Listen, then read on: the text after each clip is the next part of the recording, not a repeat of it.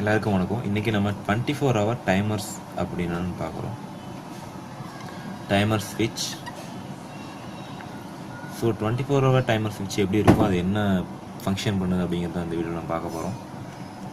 24 timer பார்த்தீங்க அப்படின்னா அதோட பேசிக் ஸ்ட்ரக்சர் வந்து இப்படி தான் இருக்கும்.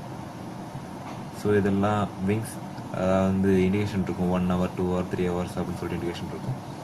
நெக்ஸ்ட் திங் பார்த்தீங்கன்னா இதுக்கு வந்து ஒரு ஆக்சிலரி சப்ளை இருக்கும். Phase or neutral or plus or minus, ஏசினா ஏசி இருக்கும், டிசினா டிசி இருக்கும். ஸோ இது கூட வந்து ஒரு மூணு டெர்மினல்ஸ் இருக்கும். அது வந்து காமன், என்ஓ அண்ட் என்சி, இந்த மாதிரி 3 டெர்மினல்ஸ் இருக்கும்.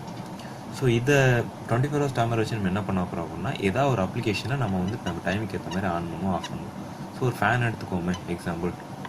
ஃபேனுக்கு வந்து நியூட்ரல் வேணும், ஃபேஸ் வேணும்.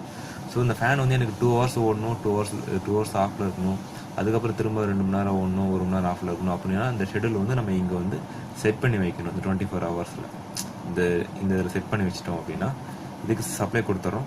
ஸோ இந்த காமன் டெர்மினல்லையும் நம்ம ஃபேஸ் சப்ளை தரணும். ஃபேஸ் கொடுத்துட்டு இந்த என்ஓ இருக்குது பார்த்தீங்களா, இந்த என்ஓவில் வந்து எடுத்து அந்த ஃபேனுக்கு கொடுத்துருங்க. நியூட்ரல் வந்து நம்ம டைரெக்டாக நியூட்ரல் கொடுத்துருவோம். ஸோ ஃபேஸ் சப்ளை இங்கேயும் வருது, இங்கேயும் வருது. ஸோ இந்த நமக்கு செட் பண்ணி வச்சது மாதிரி இந்த டைமரை நம்ம ஆன் பண்ணிவிட்டோம்னா அந்த டைமிங் மட்டும் இதை ஆன் பண்ணணும். இன்னொன்று என்ன பண்ணலாம் அப்படின்னா, இங்கே வந்து நம்ம ஒரு கானெக்டரை போடலாம். கானெக்டரை போட்டு அதுக்கு ஃபேஸ் நியூட்ரல் ஆக்டிவேஷன் பண்ணி அது மூலியமாக அந்த ஃபேன் ஆக்டிவேஷன் பண்ணலாம். ஸோ இது 2 மெத்தடில் இருக்குது. ஸோ ரிலேட்டிக்கலாக கானெக்டர்னா எப்படி இருக்கும், 24 ஹவர்ஸ் டைமர்ஸ்னால் எப்படி இருக்கும் அப்படின்னு சொல்லிட்டு நம்ம பார்க்கலாம் வாங்க.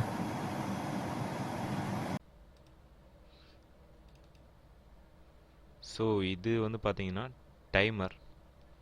ஸோ இது என்னென்னு பார்த்தீங்கன்னா டைமர் ப்ளஸ் அதோட கான்டக்டர். ஸோ ரெண்டும் சேர்ந்து தான் இது. நம்ம ஒன்லி டைமர் மட்டும் பார்ப்போம். ஸோ இதுதான் டைமர்.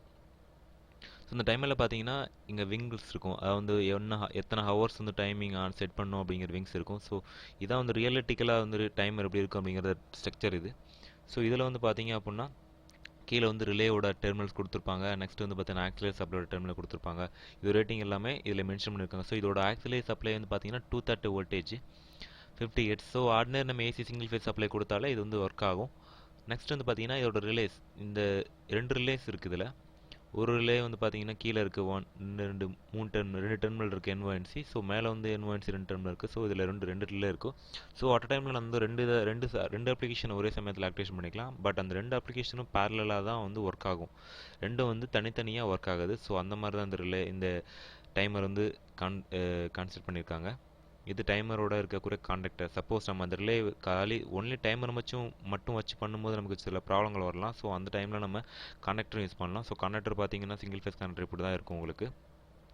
ஸோ அந்த கான்டக்டர் இதெல்லாம் யூஸ் பண்ணி நம்ம ஏசியோ இல்லை எதுவோ இருந்தாலும் எந்த அப்ளிகேஷனை வந்து ஆக்டிவேஷன் ஆன் ஆஃப் பண்ணிக்கலாம். ஸோ அதான் அதோட கான்செப்ட் 24 ஹவர்ஸ் டைமர்ஸ்.